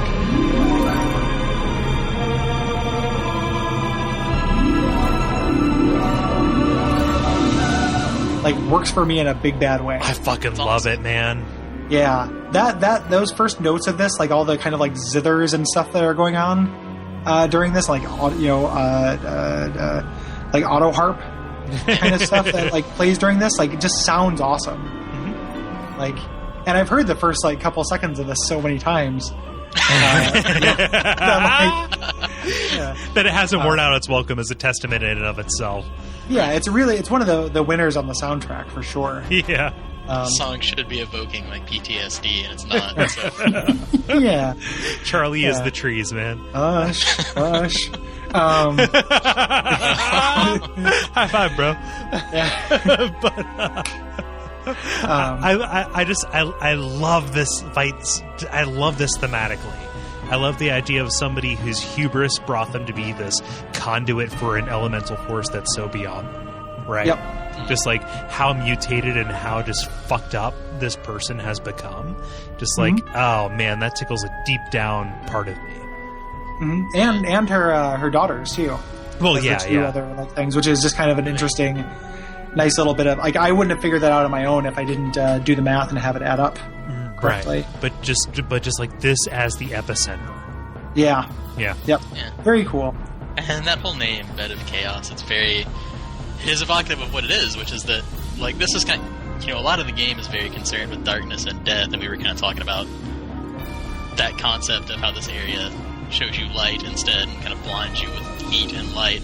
And this boss kind of epitomizes that idea of like this is a source of life. It's just really fucked up life and terrible life that wants to hurt you and wants to destroy everything. The source of all these demons that have been harrying you this entire time. Yep. Yeah. It's a real Shub Niggurath kind of thing. Yeah. Like this kind of like horrible fecundity. Right. Yeah. Like the same fertility, and I don't, not to get too much into some kind of terrible gender thing that would get us in trouble, but that there is something there with the notion of that being the female Lord Vessel Bear or Lord Bear. Yeah, absolutely. Yeah, just like this idea of both the fire and then also the plant life. Gary's favorite thing in the entire world. Yeah, but just again, going back to what I said earlier, the plant stuff just completely overgrown with roots and things that that in and of itself would be an entirely interesting thing. But that mixed with the fire. Yep, very cool. And what we're not talking about during this is what you actually have to do to fight, because you are probably going to run up to this thing and try to attack it, or run up and try to fight it as you would a boss in Dark Souls. And in fact, it is just kind of you have it in the notes here as a checklist, which is really apt. Like it is for that kind of a puzzle boss, but puzzle is the wrong word. Right. Right. It's left, right, center. Do it. It's the execution that's difficult, not figuring out what you have to do. But yeah, and difficult in a way that like I don't really like that much. Like it involves platforming, which like in a game without a dedicated jump button, that seems like a really really obviously misguided thing. Like don't make a point where like it's almost essential to jump in a game where where jumping almost feels like something you were never intended to do. Right. You know. Yeah. So I want to make a point. I love that it's the two oldest daughters who are to her left and right who have become kind of the subsidiaries to the Bed of Darkness, or Bed of Chaos rather, that you have to take out before you can attack the witch proper. Yeah, like a bodyguard. Yeah. That's real cool. Also, this is my inverse Baldur Sidesword moment. Accepting the fact that I know that I'm going to die at least 2-3 times when I do this, I have no problem at all with this. Yeah. See, that's it hurts me to hear you say that. So I think this is an appropriate time to point out that on my original and main character, my primary weapon was the Baldur Sidesword, which I got as a drop when I was going through the parish for the first time. Somebody sent in a picture of a character with 2 Baldur Sideswords. Like, somebody do a playthrough dual wielding Baldur Sideswords and just call the character like "fuck Kole." It's an excellent weapon. Yeah, it is excellent. I love it. I love the way it's smooth. I love the way it scales. And it does absolutely nothing for you here. Yeah, it doesn't matter what you're using here. It's actually probably better to use a light weapon here, so it's probably a little bit better. But the other thing that's awesome about this, other than the 2 sisters, is like the little cutscene you get when you kill one of them is metal as fuck and awesome. Oh, yeah. Like this turns into the coolest album cover. She grows extra flame arms. Oh, yeah, those big energy arms look badass as shit. Yeah. Like, I love those things. Like, when this thing's in full bloom, it looks really, really cool. Yeah. You're not fighting it. Right. Yeah, and you never really fight it. Yeah. Yeah, you're just figuring out a way to bypass it. And then go ahead. I was just going to say, you get knocked in holes by it, which is way less satisfying. Yeah, constantly. Yeah, platforming. She sweeps you into the holes. I think that's part of the problem. Is there's very few boss fights in the game where something will just straight up kill you like that if you make a mistake. Like a lot of times things will do more than half your health, but that leaves you with this window where you can try to Estus up or move out of the way, look for cover or something. Whereas this is just, if you screw up this terrible platforming run or whatever, you're just dead, and that's it. Yeah. Yep. Yeah, I've only done this in one try or one go once. My archer guy was able to do it in one go without dying. Holy shit! Because you can kind of cheese it with arrows. You can shoot at the side things. And get through there. The biggest problem I have with it though is the way that you solve it, where you drop down to that little root platform. Right. Yeah. It seems really non-intuitive to me. Yeah. Like somebody spoiled it for me because I banged my head up against it enough, but like that just seems really non-intuitive to me. And that first, when the floor in front of it first collapses, which only happens after you break the second one and you approach it, that feels like one of those big like "fuck you, gotcha" moments in the game where it's like there's no way. Yep. Like you're not anticipating that it's gonna happen to you, and it's probably gonna kill you the first time it happens. Yep. Until you kind of trial and error your way through it, and like the difference, trial and error as gameplay is not something that's inherently bad. It's just you should feel like, oh, if I had known this, or oh, if I had done this better, or just done this. But the only thing you could have done is just not is just known about something you had no way to know about it. There's no hints. There's nothing. You die at this the first time without doing anything wrong. You know. Yeah. And it's rare in this game that you die and you can't point to what killed you, or why you died, and that's a real problem here, I think. Yeah. I generally play in a real reckless manner, so knowing that I needed to get at the heart of this matter, and seeing that there was no obvious way to do it, I was looking for, okay, so what's the craziest shit I can try, and then that's what led me to actually get to the heart. Yeah. So that's my excuse. Even once you know how to get to, or which one you're getting to, like getting the exact right angle to land on there is sometimes. Oh yeah. I will never defend the platforming in this game. Yeah, I think the Blighttown episode attests to that. Yeah. Yep. The so you get through there, and again, like the other weird thing about this is the fact that it's persistent. Right. So when you die, the things stay, and which is merciful. Merciful. Yeah. Merciful as shit, but also just kind of breaks Dark Souls rules. Yeah. But that concludes it. Yeah, you jump down there and you walk up the route and you find what happened to the Witch of Izalith. Yep. Which is, genuinely creepy and gross. It's just this kind of little bug like rolling around. You can't waste too much time here because it still does this firestorm attack. Right. That can kill you while you're in there. Mm-hmm. It's kind of weird, like fetal insect thing, and it's very I don't know. It's very appropriate to what you've seen. And yeah. Well, I mean, so I love the idea thematically. So like when you look at the egg bearers, when you look at like what happens and how they become, crag spiders, or they hatch the crag spiders, or whatever, however you picture that. Again, just the idea of Icarus flying too close to the sun, whatever. Yeah, I don't think we actually said it. So like what this thing happened, what happened here was the Witch of Izalith was attempting to recreate the first flame to try and prolong the age of light. Yeah, and just kind of fucked up using a soul. Yeah. Right. So and this is what happened. Yeah. So it is definitely one, like, of the lords, it is the most tragic. Yep. Yeah. Like Nito is just a force of nature. The four kings, they're dicks who just power hungry.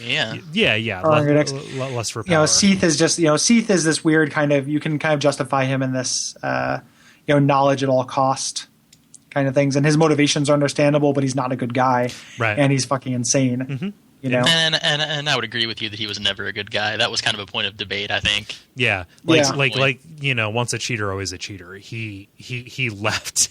Yeah, exactly. he was always self-serving to the max.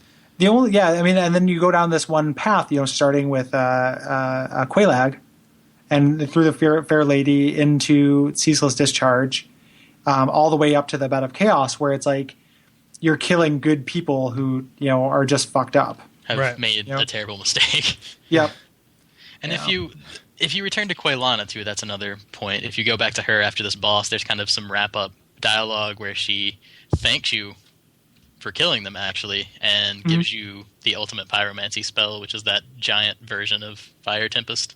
Right. Yeah. Yep. Something. Have you guys? I just thought of something. Have you guys? Can you get back into this temple after you kill the Bed of Chaos? Because you have to warp out from the bonfire. I wonder what this does. It look like anything? Can you get back in there? You can warp back there. You can warp to the bonfire. No. Going in through the front door. I want to see what the Bed of Chaos looks like after you beat it. No, I haven't done it. Yeah, I've never done that either. I'm going to try that after. That's a really good idea. Yeah, my Soul Level 1 character hasn't beat. I just need to run over there and do it. Right. I want to check that out. That might be neat. I wonder if that would be I love it when I see things in this game I've never seen before. Like on the Let's Play I'm doing right now, I said when Patches asked if I was a cleric, I said yes. And you get kind of a cutscene that I never got. Not a cutscene, but like a little, some dialogue that I've never seen before. It was very cool. Yeah. Mm-hmm. And that's the Bed of Chaos. One thing I want to talk about too, and we'll talk about it more when we get to kind of season 2 of this podcast, but I think that the Demon Souls incarnation of this is thematically and lore-wise way worse, but way more stomachable play-wise than this, which is the Dragon God. Yeah. That's in what, 2-3? Yeah, 2-3. Yeah. So, and we'll see if that bears out if you agree at that point. But the again, like I just played, it didn't seem as cheap to me as far as play, but it's not nearly as cool as a thing. So, right. Yeah, it's I don't know, it's just hollow. Yeah, I would love to see what this looked like in Miyazaki's head. Yeah. If it was ever more complete, and then I don't want to, engage in hagiography or whatever, but yeah.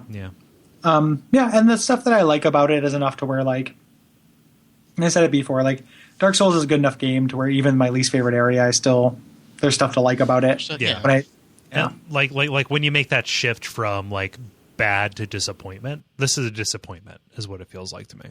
Anyway, so what are we doing? What are we doing next time, Cole? So next time we will go after the final remaining Lord Soul, plunging deep into the heart of the Catacombs and the Tomb of the Giants in order to reacquaint Nito with the notion of death. And we will be joined by a longtime superfan and author of the Backlog Killer blog, Will Owens. Mm-hmm. Yep, looking forward to that. Yeah. And just this kind of segues nicely into this next bit. We don't have very much left. Right. Yeah. Yeah, we're almost done with Dark Souls, guys. Yeah. So this is the 3 more episodes. This is the final 4. We're conquering the final 4 Lord Souls of the podcast. Just about. So we're going to do the Catacombs tomb, and then we're going to do the all of the DLC in one go. Yep. And then we're going to that's look probably at... going to be a long one. That's going to be huge. Yeah. Fucking I wish that we would have been smarter about that. But by contrast, the kiln is going to be very, very brief. Yeah, well, we're doing the Great Hollow and Ash Lake. Yeah, okay. Just basically any end game wrap up kind of stuff. So we're going to talk about the end of Sigmire there too. Yeah. But talking about future plans for the show, if you're paying attention. If you're playing along at home, we're going to do Demon Souls as episode number, season number 2 rather. We're going to put up the play order here pretty quick. I'm going to rely on Gary because I've been remiss in playing through that. Gary, will you attest that I've been texting you about Demon Souls? Yeah. Okay. Yeah. Cool. Cole's putting in due diligence. Okay. Cool. Something to note for people who are Demon Souls super fans. We're not attempting to do the episodes in the order that is the optimal order to play through. Right. Because we're going to try to squeeze all the lore and story stuff that we can out of this game that doesn't have very much of it. Right. So, jumping back and forth and being like, now we talk about, the Tower of Latria, but now we talk about the Shrine of Storms, and then we talk about the Tower of Latria again, etc. We're not really going to do that. It's going to be more or less kind of numeric in order. Right. So, get used to that. It won't serve so much as a play guide if you're playing your first time. The other thing I wanted to put out the call for is if you know people who are, kind of video game journalist industry people or what have you, they're big fans of Demon Souls, other podcast people, let us know. Yeah. And if we don't know about them, and maybe we'll see if we can get them on the show. Yeah. So Demon Souls is definitely a little less popular than Dark Souls, so I don't hear as much about that. But there's somebody who are like, man, this person loves Demon Souls. It would be awesome to have them on Bonfireside Chat. Let us know, and we'll maybe reach out to that person. Yeah. So, and then we're trying to time that so, as we wrap up Demon Souls, hopefully, because this is all unknown, hopefully Dark Souls 2 will be out. We're kind of banking on that, but... Yep, and if not, we do a 2-episode run on 3dgame.heroes. It's the Fromcast. Yeah. Yeah. We'll figure something out to do in between. Yeah. Before we start getting real into our admin stuff, Vivienne, do you have anything to plug or anything? No, not particularly. I don't really have any kind of. I am unfortunately not a web celebrity or an important video game journalist.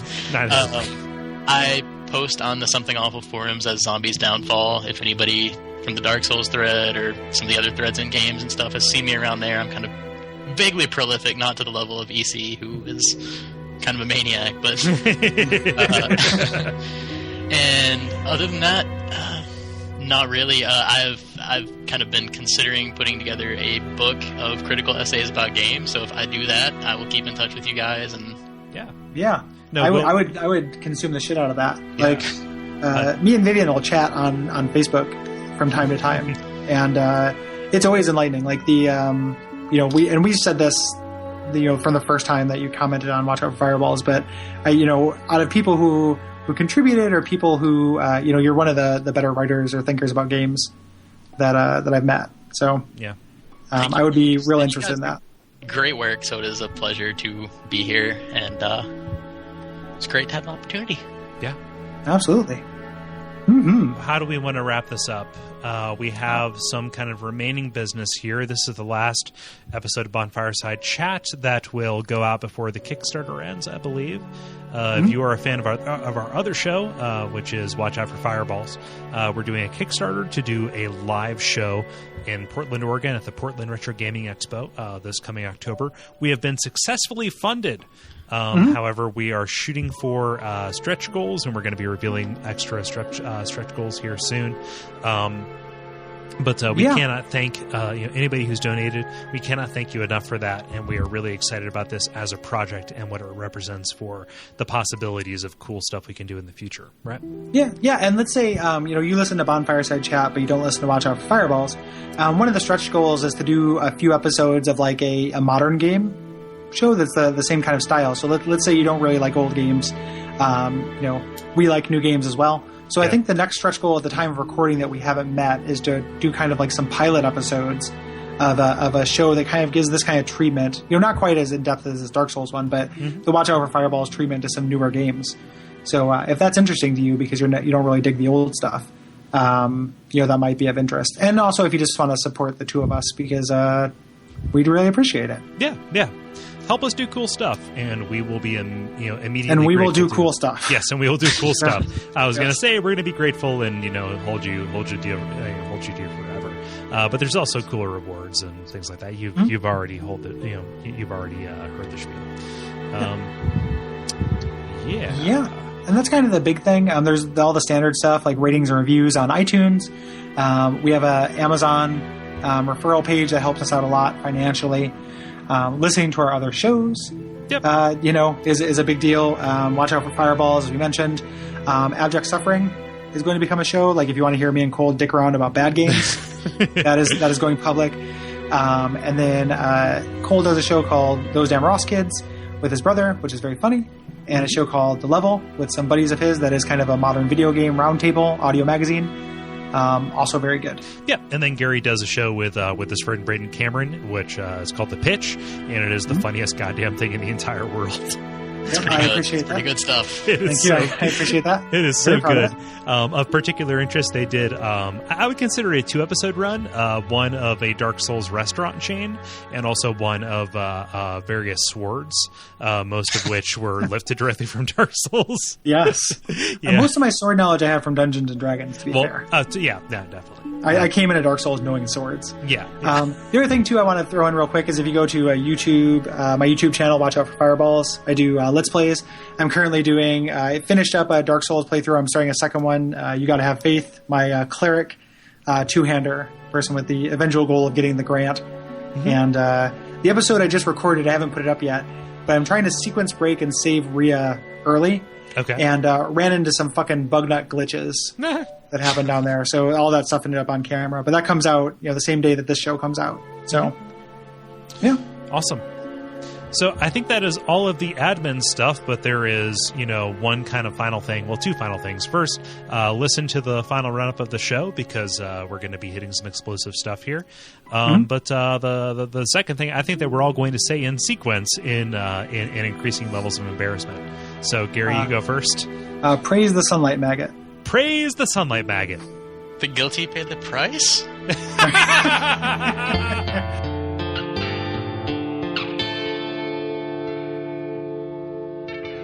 And we all pray that we will have far more soon.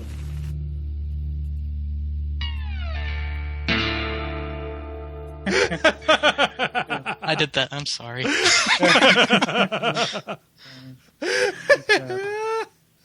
Oh, man. Why is my bell on my kitchen table? The guilty pay the price is like the alternate tagline for a show that's just about PvP. Yeah. That we're not qualified to make. Yeah. But that's a good tagline for that.